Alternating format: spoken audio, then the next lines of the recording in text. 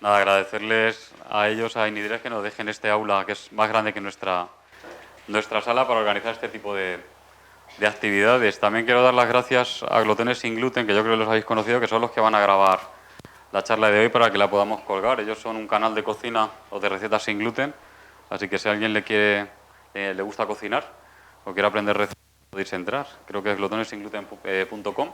Pues el tema de la charla de hoy es que cada vez, como se pregunta tanto y se pregunta tanto y se pregunta tanto, ¿cuándo va a haber un tratamiento para celíacos? ¿Se podrá dejar de tomar, o sea, podremos empezar a tomar gluten alguna vez?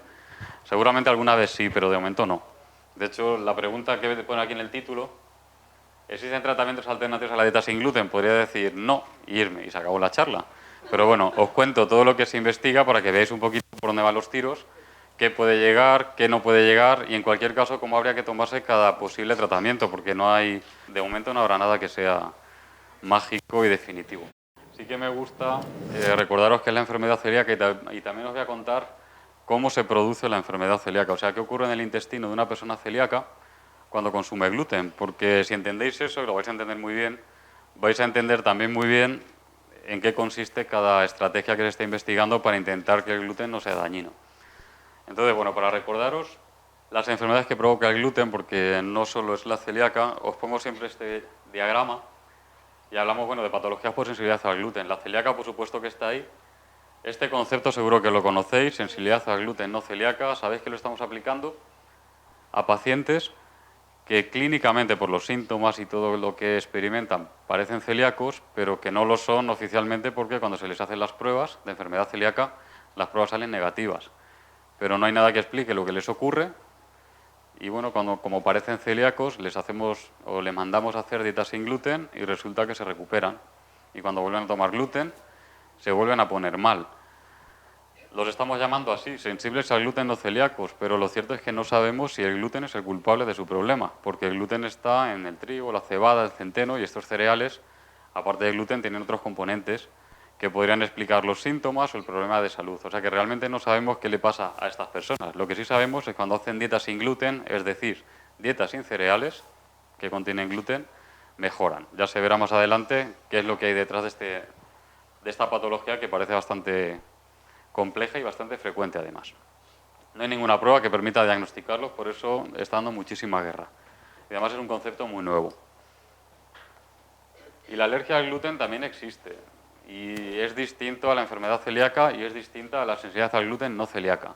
De hecho, cuando es de tipo alimentario, por ingestión de gluten, el paciente reacciona como cualquier alérgico, a frutos secos, al marisco, a lo que sea. Puede tener una reacción rápida y grave que pone en peligro su vida. Y eso no les ocurre ni a los celíacos y tampoco a los sensibles no celíacos, que en muchos casos toman gluten y ni se enteran. Y eso no quiere decir que no les esté provocando algún daño. Luego, dentro del grupo de los celíacos pueden aparecer otras dos enfermedades.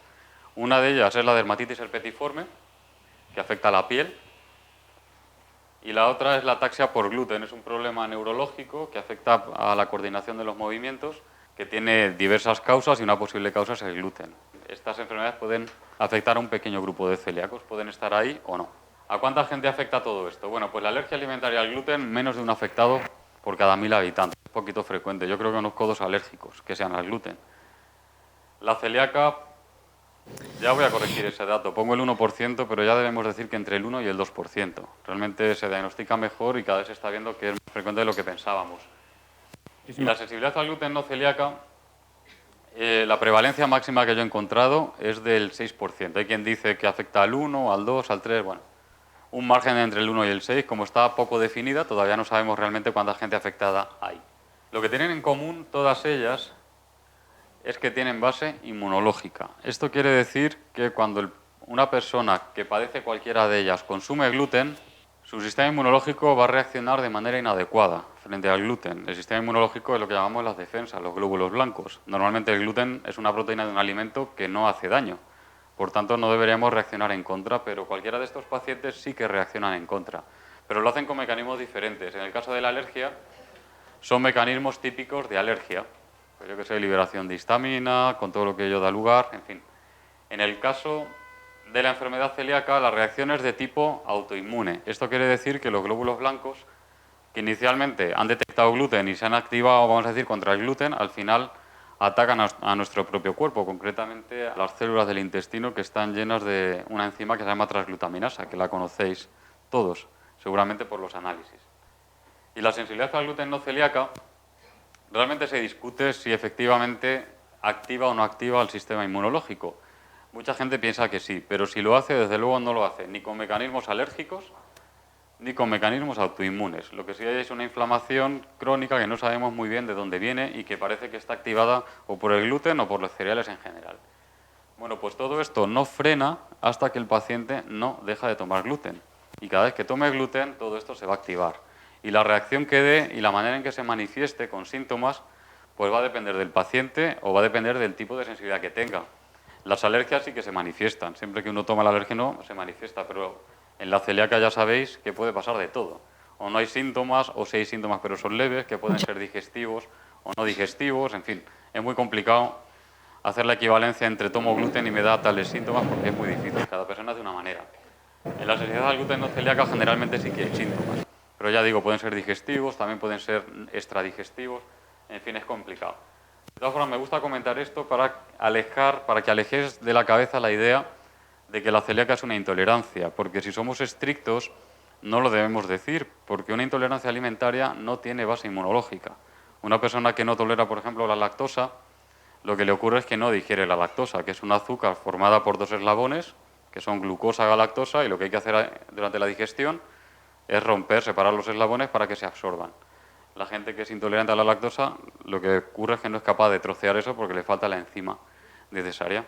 Y si yo no troceo la lactosa, pues queda a disposición de las bacterias que viven en el intestino, que la fermentan y provocan gas. Entonces me puede dar hinchazón, me provoca gases, malestar intestinal, puede provocar diarrea, pero de ahí no va a pasar la cosa. El sistema inmunológico está quieto.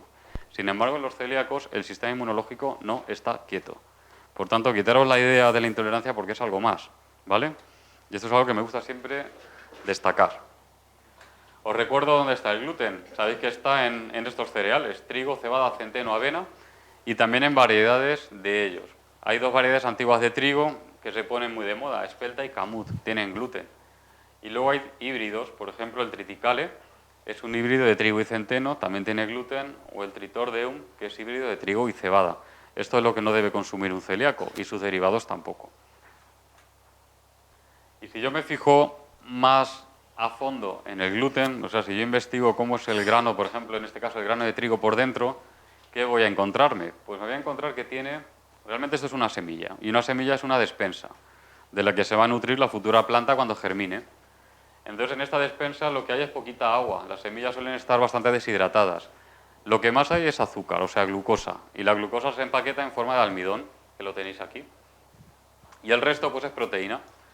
Y en las proteínas pues hay varios tipos, que los agrupamos en tres grandes familias, albúminas, globulinas, y en el caso del trigo, la cebada, el centeno, gluten. Y el gluten es mayoritario, llega al 80% del contenido proteico total en un grano de trigo. Si yo quiero estudiar el gluten, lo tengo que empezar a digerir, y esto lo puedo hacer en el laboratorio. Y cuando yo digiero gluten en el laboratorio, los fragmentos que se generan de forma genérica los llamo así, prolaminas. Si yo quiero seguir estudiando estas prolaminas, las tengo que disolver. En agua no se disuelven, pero sí que se pueden disolver en alcohol, en parte. La parte que mejor se disuelve en alcohol se llaman gliadinas. ¿Os suenan estas palabras? Por el tema de los anticuerpos, pues de aquí viene. Eso es lo que detecta los anticuerpos que uno tiene circulando por la sangre contra las gliadinas. Y si las prolaminas no se disuelven bien en alcohol, esa parte proteica que no se disuelve en alcohol se llaman gluteninas. Y luego a su vez, si yo quiero estudiar un poquito más, pues hay varias familias. Las gliadinas pues tenemos alfa, beta, gamma, omega, y las gluteninas alto peso molecular, bajo peso molecular, me da igual. De todo lo que hay aquí, ¿qué puede provocar enfermedad? Pues fijaros, las gliadinas alfa son las más tóxicas para los celíacos. Eso es lo que más encrespa el sistema inmunológico en un celíaco. Las omegas también pueden encrespar el sistema inmunológico de los celíacos, pero es que además hay una gliadina omega que se llama omega 5 que provoca una alergia, no enfermedad celíaca, sino una alergia alimentaria que es muy grave. Y de hecho ya empieza a haber test que detectan omega 5 gliadina para ver si el paciente tiene alergia contra ello, porque si es así, no debe tomar nada de gluten, porque da reacción, choque anafiláctico y el paciente puede morir. Y eso lo hace también el gluten. ¿Qué más hay aquí que puede provocar enfermedad? Pues las globulinas. Hay dos grupos de proteínas dentro de las globulinas, unas se llaman ATIS, que significa, bueno, inhibidor de alfa-milasa tripsina, son proteínas de defensa frente a insectos que parasitan a las plantas. Entonces la planta con estos ATIS se defiende de los insectos. O LTP, que son, bueno, proteínas transportadoras de lípido. Me da igual lo que sean. El caso es que estas globulinas pueden provocar alergias, en este caso respiratorias. Hay una muy típica, que la llaman asma del panadero, que es la que sufren con bastante frecuencia los panaderos que están respirando harina a diario y al final acaban desencadenando una alergia, en este caso no alimentaria, pero sí respiratoria, y la están provocando o bien los ATI o bien los LTP. Y luego tenemos entre los almidones una palabra que se está poniendo muy de moda, que son los FODMAPs. ¿Habéis oído hablar de ellos? Son hidratos de carbono sencillos o de cadena corta y polioles que se dice que no se absorben, o sea, yo me los como, no los absorbo, y como no los absorbo, van recorriendo el intestino, llegan al intestino grueso y allí las bacterias los fermentan. Y entonces hay personas que les provocan unos síntomas tremendos, les hinchan un montón la tripa, les da pesadez, malestar y tal. Bueno, pues investiga el papel de los FODMAPs, en este caso no en la celíaca ni en la alergia, pero sí en la sensibilidad al gluten no celíaca, porque se piensa que algo tienen que ver. O sea, que los sensibles no celíacos que tienen síntomas de enfermedad celíaca y pruebas de enfermedad celíaca negativas, parece que reaccionan mal a los FODMAPs y algunos parecen reaccionar bien a las dietas sin FODMAPs. Pero eso está por ver. Esto está por ver. Pero bueno, esto simplemente lo pongo para que veáis que en el trigo hay un poco de todo y ese poco de todo puede provocar enfermedades. No quiere decir que el trigo sea el demonio, como empieza a cundir en Estados Unidos, ya viene la ola de que el trigo es un demonio. No, el trigo hay que comerlo porque es muy nutritivo, pero hay que estar vigilantes a posibles enfermedades para quitarlo, ¿vale? Simplemente a modo gráfico para que veáis lo que hay en el trigo que nos provoca daño, o nos puede provocar daño. Aquí tenéis la definición, simplemente como recuerdo, de la enfermedad celíaca. La definió una sociedad científica que se llama así. Es la Sociedad Europea de Gastroenterología, Hepatología y Nutrición Pediátrica. En el año 2012 actualizaron los criterios de diagnóstico de la enfermedad celíaca, que no se revisaban desde el año 90, con lo cual pasaron 22 años sin tocar y justo en 2012 se actualizó la definición y se definió así, como un desorden sistémico con base inmunológica causado por el consumo de gluten en personas con predisposición genética. El gluten ya os he comentado lo que es, la base inmunológica ya se ha hablado de ella, y desorden sistémico simplemente quiere decir que no es una enfermedad exclusivamente digestiva, es una enfermedad que puede afectar a cualquier parte del organismo. Todo se inicia en el intestino, pero a partir de ahí puede haber problemas en músculos, huesos, articulaciones, sistema nervioso, aparato reproductor, en la piel, en fin, sistema hormonal, puede estar cualquier función alterada. Y se caracteriza por manifestaciones clínicas digestivas o extradigestivas, anticuerpos en sangre dirigidos contra el gluten, que son los antigliadina o antipéptidos desamidados de gliadina, que se pueden valorar en la analítica, o bien dirigidos contra la transglutaminasa, que son los que llamamos antitransglutaminasa o antiendomisio. Aunque se llamen distintos, son el mismo anticuerpo el que estamos valorando. También se caracteriza porque todos los pacientes, o prácticamente todos, tienen al menos una de las dos variantes de riesgo, que son HLA-DQ2 o HLA-DQ8, que seguro que ya las conocéis, y muchos os habéis hecho la prueba genética y ya sabéis lo que tenéis. ¿Sí o no? Sí, ¿verdad? Y luego una lesión intestinal que no es obligatoriamente una atrofia de vellosidades. Lo habitual es que haya atrofia de vellosidades, pero puede no haberla siendo el paciente celíaco. A lo mejor lo que tiene es una lesión que llamamos MARS tipo 1. Es una lesión inflamatoria muy característica. Bueno, pues ¿cómo llega un celíaco a desarrollar todos estos problemas? Pues es lo que os quiero contar con este esquema. Bueno, aquí tenéis las lesiones, no me voy a detener en ello. Con este esquema, realmente lo que quería básicamente es contaros qué ocurre en el intestino de un celíaco para que sea celíaco, por decirlo así. Y ya sobre aquí vais a entender muy bien las terapias que se están investigando. Aquí hay un montón de elementos clave que los voy a ir rodeando en un circulito rojo para que lo veáis bien. El primer elemento clave es la gliadina.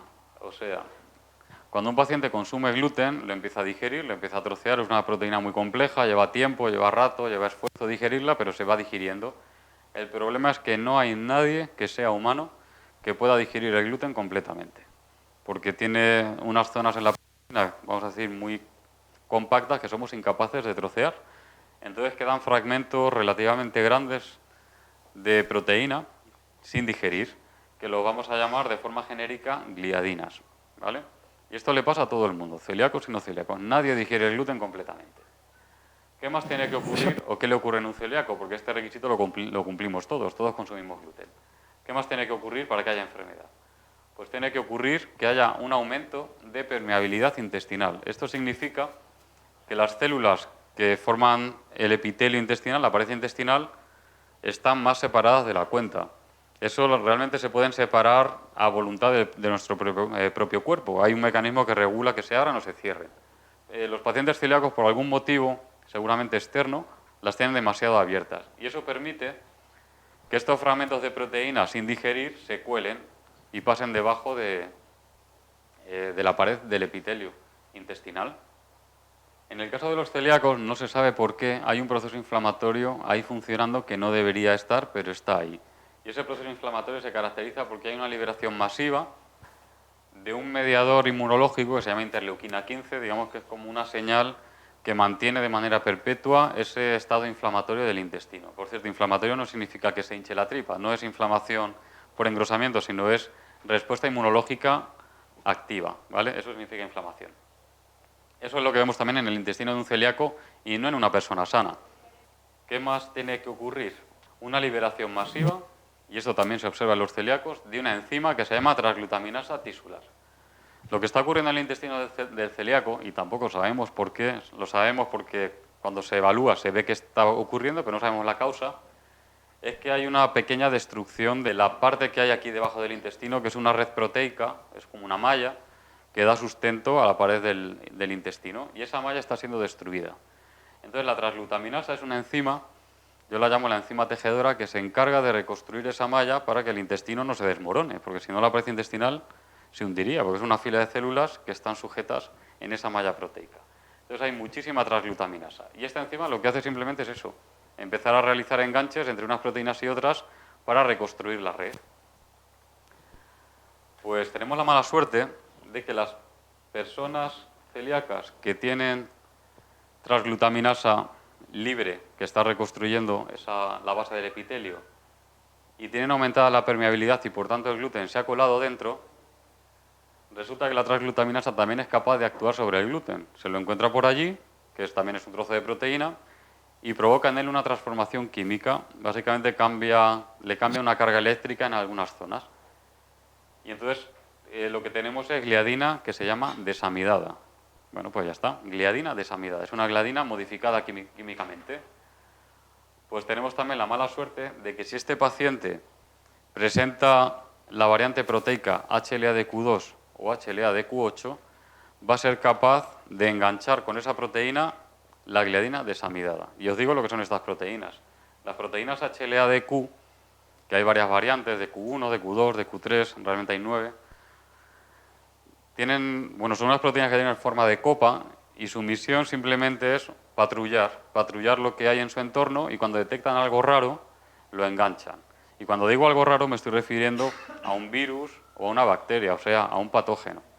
Porque cuando enganchan un patógeno, lo que hacen es enseñárselo a los centinelas del sistema inmunológico, que se llama linfocito T CD4, me da igual, simplemente lo cuento ahí.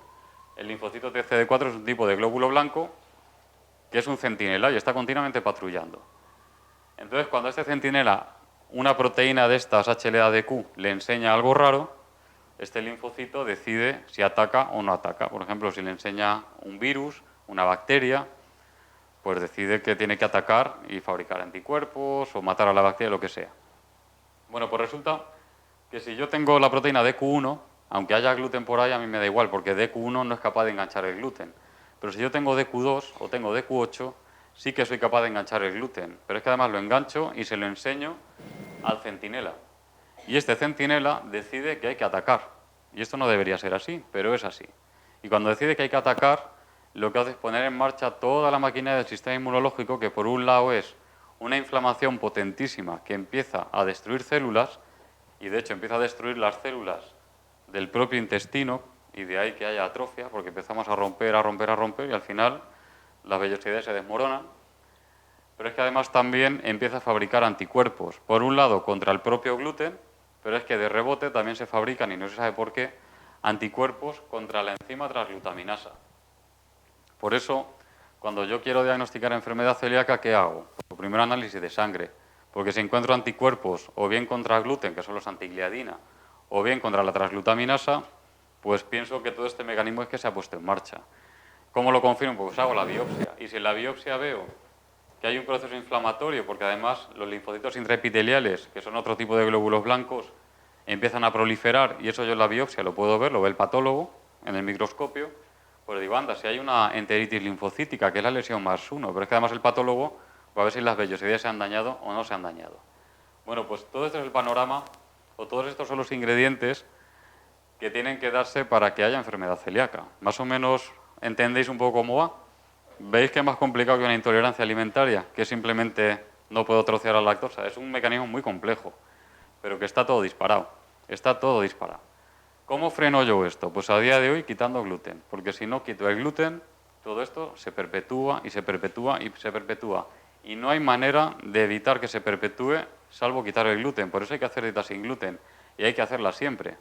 Porque cuando todo esto pare, y tarda tiempo en parar, sabéis que un celíaco se recupera al cabo de 1 año o 2 años de dieta sin gluten. Si yo vuelvo a tomar gluten un solo día, todo esto se reactiva, porque es que además los centinelas ya se aprendieron cómo es el gluten, en cuanto lo ven, actúan rapidísimo. Entonces ya se vuelve a poner en marcha toda la maquinaria, aunque yo tome gluten un solo día.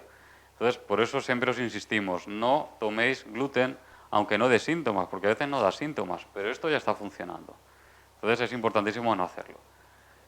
¿Qué podemos hacer para que esto no ocurra? Si no quito el gluten, ¿qué podría yo hacer para que todo esto no ocurra? Pues intentar interrumpir cualquier etapa de este proceso. Por ejemplo, podría intentar, pues yo qué sé, intentar que el gluten se degrade completamente. Si consigo romper las gliadinas, pues ya no va a haber ningún problema porque no se van a unir nunca más a DQ2 o DQ8. O puedo intentar que la permeabilidad intestinal no aumente. Si yo consigo que el intestino esté cerradito, pues oye, aunque yo tenga DQ2 y DQ8, aunque tenga incluso una inflamación aquí debajo, si el gluten no pasa, pues todo el resto del mecanismo no va a ocurrir.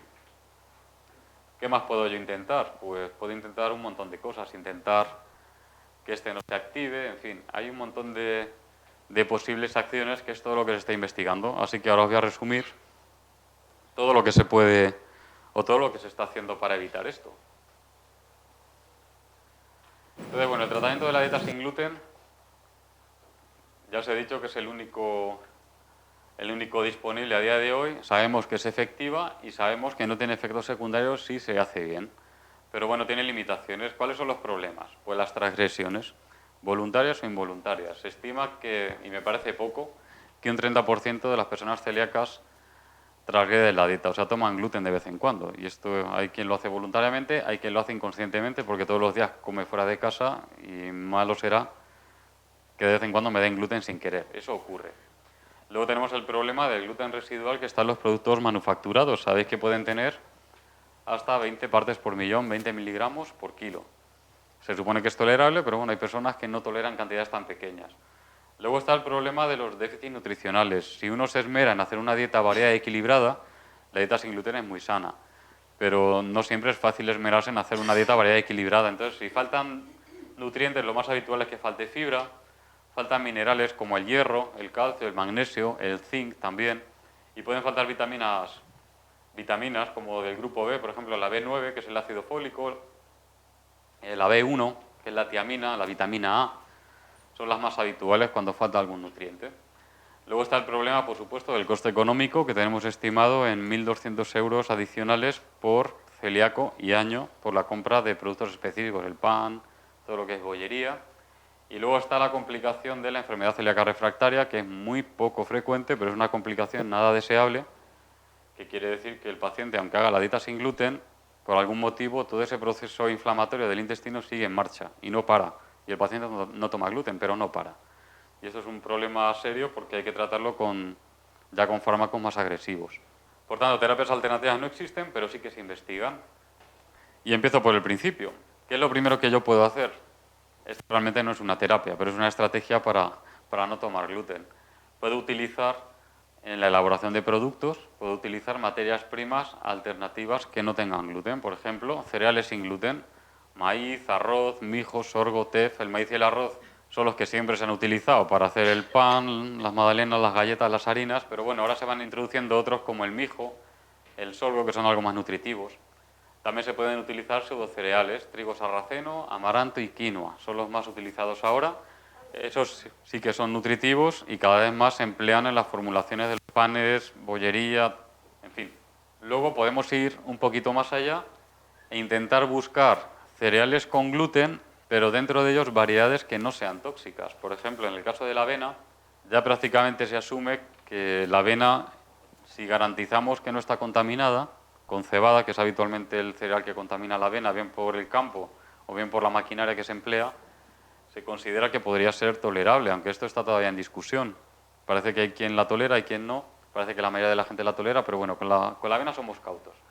Pero si la tratamos bien, posiblemente se pueda tolerar. Y si establecemos unas pautas de elaboración y de control adecuadas, tal vez se puedan elaborar con seguridad productos sin gluten con avena para celíacos. Y en el caso del trigo es más difícil, pero sí que es verdad que se buscan variedades ancestrales de trigo que se sospecha que tenían muchísimo menos gluten que el trigo actual. El trigo actual lo llamamos trigo panadero. Se dice que es un trigo hexaploide. Hexaploide significa que tiene 6 juegos cromosómicos completos. Nosotros, sabéis que la especie humana, los animales en general, somos diploides. Tenemos 2 juegos completos, es como tener 2 genomas completos. O sea, tenemos 2 copias de cada gen, una de papá y otra de mamá, y siempre es así.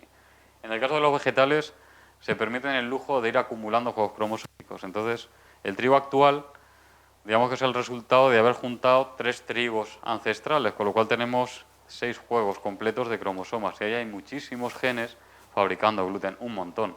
Si fuéramos capaces de identificar las especies originales diploides, pues se piensa que a lo mejor podrían ser tolerables. Pero ya os digo, hay investigadores recorriendo el mundo, Oriente Medio sobre todo, zonas aisladísimas buscándolos y no los han encontrado todavía. Pero bueno, se puede intentar.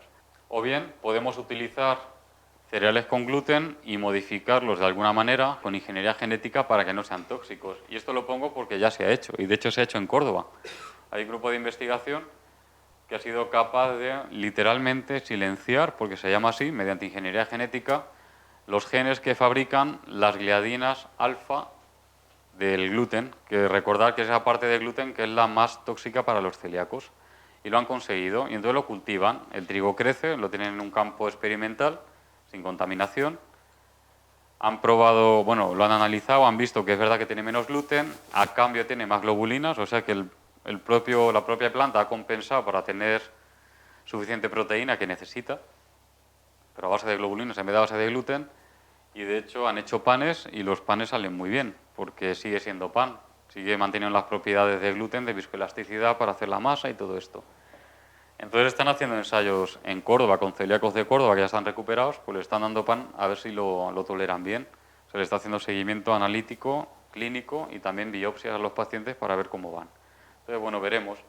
En cualquier caso, sabéis que es un tema controvertido porque es una variedad transgénica y entonces la regulación para cultivarlo es muy estricta y cuesta. De todas formas, lo tienen patentado y si hay alguna empresa interesada, que sé que creo que la hay, y ha comprado los derechos, creo que están buscando la opción de producirlo en Estados Unidos, que es más ágil con todo el tema burocrático para legalizar esto. Pero bueno, veremos. Si los ensayos clínicos funcionan, pues podemos tener un pan de trigo que no sea tóxico. Habrá que ver. Otra opción que tengo es utilizar materias primas con gluten y cuando estoy elaborando el producto, someterlo a algún tratamiento que destruya la toxicidad del gluten. Por ejemplo, sabemos que hay microorganismos que tienen enzimas que sí que degradan el gluten, porque es así. De hecho, hay un montón de bacterias, hay hongos también, incluso hay plantas que tienen enzimas que degradan el gluten completamente.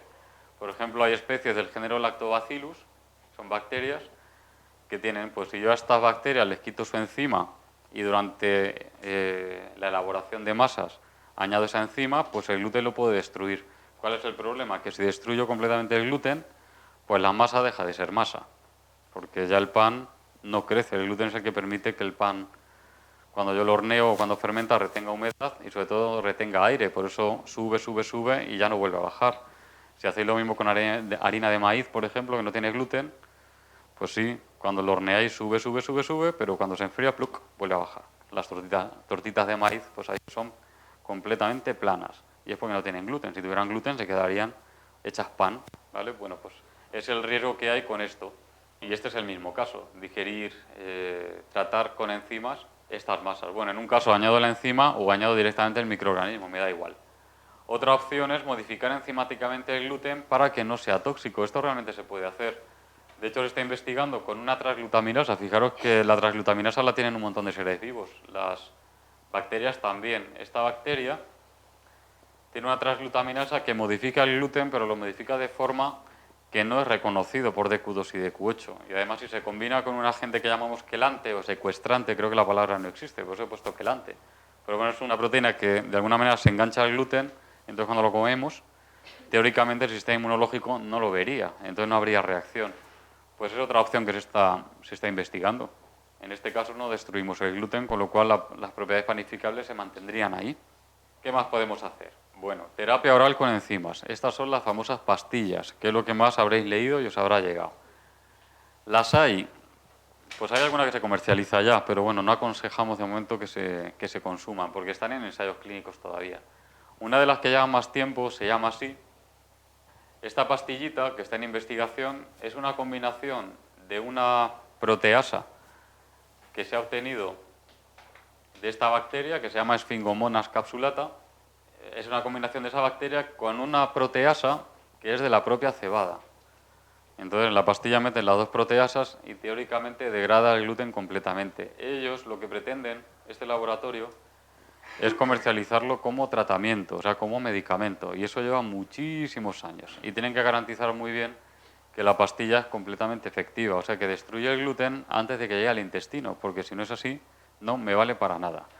Hay otros laboratorios que son un poco más prácticos y entonces lo que están intentando diseñar son pastillas que no van a vender como fármaco, sino como suplemento o complemento alimenticio. Eso tiene una regulación mucho más laxa, por decirlo así. Y nunca lo va a mandar seguramente un médico. Eso estará en herbolarios o en farmacias y quien quiere lo compra, quien no quiere no lo compra, pero nadie lo prescribe como medicamento. Entonces la que ya sé que está en el mercado es esta, se llama Ampep. Esta pastillita, en este caso contiene una enzima que deriva que la produce este hongo, que se llama Aspergillus niger. Con esta sí que se han hecho un montón de ensayos en el laboratorio, también con humanos, y es verdad que ha demostrado lo que tiene que demostrar. Lo primero, que resiste el ácido del estómago, o sea, que el ácido estomacal no destruye la enzima, que podría ocurrir. Lo segundo, que al nivel de acidez del estómago, esa enzima funciona, porque el pH influye en lo bien o mal que trabaja una enzima. Bueno, pues también ha demostrado que funciona. Lo tercero que tiene que demostrar es que destruye el gluten, igual que antes de llegar al intestino. Y esto es lo más difícil de valorar, porque depende mucho de la cantidad de alimento que uno toma, de la cantidad de gluten que hay en ese alimento o del tipo de alimento. No es igual tomar leche que tomar Coca-Cola, que modifica mucho el pH y entonces ya la acidez de la enzima falla. Entonces esta pastillita ya en Estados Unidos se ha autorizado su comercialización y solo en Estados Unidos y con este nombre. Va como suplemento y entonces claro, lo que dicen es, no es para hacer dieta con gluten, es para hacer dieta sin gluten y si comes fuera de casa y hay riesgo de contaminación, te tomas la pastilla por si acaso. Pero claro, esto es muy incierto porque cada intestino es de una manera, cada persona es de una manera y nunca voy a tener la certeza de si la pastilla realmente está funcionando bien y además es difícil de valorar. Han hecho ensayos, creo recordar, que con pacientes sanos, pero con pacientes celíacos a los que se le da intencionadamente una cantidad de gluten que creo haber leído que eran 7 gramos al día durante un tiempo, creo que no se ha observado un efecto positivo. Pero bueno, habrá que ver, seguirán trabajando con ello, pero eso está en el mercado y estoy seguro que los celíacos lo compran, porque dice, bueno, yo voy a comer fuera de casa, si me contaminan, me contaminan. Si está la pastilla, me la tomo. ¿Que funciona? Mejor, que no funciona, estoy como estaba. No sé, ¿entendéis un poco? Esa es la filosofía que van a utilizar los laboratorios para venderlo. Es, digamos, para tranquilidad. Os curéis en salud, me tomo la pastilla y ya está. Porque además la venden muy barata. Te puedes permitir comprar una cajita que creo que tiene 60 y te sale por €1 la pastilla o algo así. Con lo cual hay gente que dice, mira, por tranquilidad me gasto €1 al día cuando como fuera. Y yo creo que van a triunfar estas pastillas por eso. Nuestro consejo en la asociación es no fiarse. Y os digo por qué. Porque cuando os acostumbréis a tomar la pastilla, vais a tener la tentación de tomar gluten. Y estoy seguro que vais a tener la tentación, si no pensarlo cada cual. Tengo una boda. ¿Qué hago? ¿Le digo a los novios que le digan al catering con los liados que están, qué tal? Mira, me llevo las pastillas, me tomo 3 y si tomo... Y eso va... Y eso estoy seguro que va a pasar, porque la psicología humana es así. Y comercialmente esto va a triunfar por ese motivo. Van a jugar con la psicología y con el precio, que va a ser barato. Yo os lo cuento porque seguramente a España van a llegar. Antes o después van a llegar. Y esto va a ser así. Entonces, bueno, nuestra recomendación será, porque nos llamaréis, oye, ¿me fío o no me fío? Yo voy a decir, no tengo la prueba de que funcione. Pasa como con los probióticos. Yo no sé hasta qué punto funcionan o si funcionan igual en todos los pacientes. Algo harán seguro, pero nunca puedo garantizar que en tal persona, tal dosis va a tener tal efecto. Eso con un fármaco sí, con un complemento alimenticio nunca lo puedo asegurar. Pero luego ya será la libertad de cada cual. Pero esto será lo primero que llega al mercado, seguro. ¿Qué más hay? Bueno, pues ya hay otro tipo de estrategias para bloquear el proceso patogénico. Por ejemplo, antes os he hablado de la permeabilidad intestinal, porque una de las primeras terapias que se empezaron a investigar precisamente iba encaminada a impedir esto. Y se diseñó esta sustancia que llaman AT1001, que tiene un nombre que se llama acetato de larazotido. Pues vale, me da igual, se llama así. Y lo que hace es bloquear ese aumento de permeabilidad intestinal. En los primeros ensayos clínicos con humanos funcionó muy bien. Cuando tuvieron que hacer ensayos clínicos ya más amplios, con más tiempo y más pacientes son miles, tuvieron que parar por falta de financiación porque estalló la crisis. Coincidió, yo creo fue pues eso, 2009, 2010, algo por ahí, y todos los grupos de inversión, porque esto era en Estados Unidos, decidieron cerrar el grifo y se empezaron cerrando por celíaca. ¿Por qué? Porque los celíacos tienen la dieta sin gluten. O sea, no es primordial dedicar dinero a esto. Si tengo que elegir entre cáncer y esto, elijo cáncer, por supuesto. Con lo cual, así es. Pero siguen adelante con ello y veremos qué tal, porque es bastante interesante, porque funciona. Luego, si queréis, os cuento de dónde surgió, porque es que no me quiero entretener mucho más. Pero es muy curioso de dónde sale esta molécula, que tiene mucho que ver con el cólera. Luego recordádmelo y os lo cuento. Luego también se están investigando, esto lo están haciendo en Canadá, bloquear las gliadinas. O sea, yo tomo gluten, no digiero el gluten completamente, tengo gliadinas sueltas. Si consigo una sustancia que se engancha a la gliadina y la oculte, es como disfrazar el gluten. Pues a lo mejor el sistema inmunológico no lo ataca. Pues eso es así. Hay una sustancia sintética que se llama BL7010, que es un polímero sintético, es una sustancia no sé de qué tipo de material. Pero el caso es que es capaz de engancharse al gluten de forma selectiva, no se engancha a otras proteínas, se engancha a gluten. Porque un peligro es que empiece a unirse a todas las proteínas que yo me como y entonces no absorbo nada. Pero se une al gluten y entonces pasa de largo sin pena ni gloria y nadie lo detecta. Y luego, esto es bastante más reciente, es un anticuerpo que lo han desarrollado en pollos. Esto salió en la noticia creo que hace justo un año y salió en todos los periódicos, como ya el nuevo remedio para la enfermedad celíaca, cuando era una fase muy preliminar. El caso es que inmunizando pollos con gluten, se le inyecta gluten al pollo, el pollo fabrica anticuerpos porque ha detectado que el gluten es algo raro, yo esos anticuerpos los purifico y se llaman así. Realmente no sé muy bien cómo lo hacen porque lo sacan de la yema de huevo. Entonces no sé si inyectan al embrión o inyectan a la gallina y la gallina se los pasa al huevo, no estoy seguro. El caso es que estos anticuerpos de alguna manera neutralizan el gluten y no es detectado por el sistema inmune. También están investigando si funciona o no funciona, o cómo de bien o cómo de mal. Otra opción que yo tengo es bloquear a la enzima transglutaminasa. Digo, bueno, yo soy celíaco, voy a tomar gluten, me tomo esta pastillita o lo que sea, y si bloqueo a la enzima transglutaminasa, pues a lo mejor no modifica el gluten, y como no lo ha modificado, no tengo gliadina desamidada, y entonces DQ2 y DQ8 no van a unir gliadina desamidada porque no la hay. El peligro de esto que veo yo, ¿cuál puede ser? Pues que la enzima no ejerza la función que tiene que ejercer, que es reconstruir el intestino cuando hay un daño.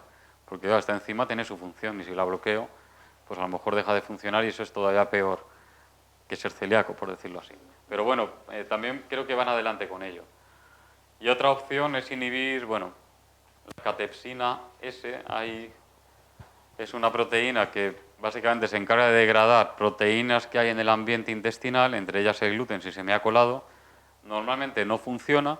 Si yo la pongo a funcionar, pues a lo mejor destruye el gluten antes de que Es una proteína propia, ¿eh? No hace falta tomar una pastillita, es una proteína propia. Lo que habría que hacer es desbloquearla, porque normalmente está bloqueada. Y entonces no destruye todas las proteínas que se encuentran. Si la desbloqueo, a lo mejor destruye el gluten antes de que haga daño. Eso está en fase muy preliminar también, lo están haciendo en el Reino Unido. Y lo está haciendo un laboratorio potentísimo, que es Roche, con lo cual dinero no les va a faltar para ello. Luego tenemos terapias de inmunomodulación. Esto quiere decir que todos los mensajeros que utiliza el sistema inmunológico, que son muchísimos, dando órdenes, actívate tú te inactivas, tú fabricas anticuerpos, tú matas células, en fin. El sistema inmune es un ejército y está continuamente recibiendo órdenes por todos sitios. Pues yo puedo interferir en esas órdenes para que no haga lo que yo no quiero que haga. Por ejemplo, puedo potenciar el mensaje que transmite este mediador que se llama interleuquina 10, que es un mediador antiinflamatorio. Lo habitual es que en un intestino sano haya por ahí, por la zona, interleuquina 10, que está diciéndole a todos los glóbulos blancos, estaros quietos y no actuéis. En los celíacos hay niveles muy bajitos de interleuquina 10. Si yo soy capaz de potenciar que se libere esa señal, pues a lo mejor consigo frenar la inflamación de alguna forma. Es una opción. Otras opciones son bloquear a lo que llamamos mediadores proinflamatorios, que son las señales que le están diciendo a los glóbulos blancos actuar, atacar, provocar inflamación, provocar destrucción. Por ejemplo, puedo bloquear la interleuquina 15, interferón gamma, que es el principal potenciador de inflamación, o el TNF-alfa, también, por ejemplo, esto que hay un fármaco que tiene anticuerpos anti-TNF-alfa, se llama infliximab, es el que se administra a pacientes que tienen enfermedad de Crohn, por ejemplo. La enfermedad de Crohn es un proceso autoinmune bastante agresivo que afecta habitualmente al intestino grueso, aunque puede afectar a otras partes, y ahí sí que la única manera de frenarlo de manera relativamente efectiva es bloquear este mediador inflamatorio y se le da este fármaco. ¿Qué más podemos hacer? Bueno, podemos interferir en otro tipo de señales, ni los cuento porque esto es ya más complicado.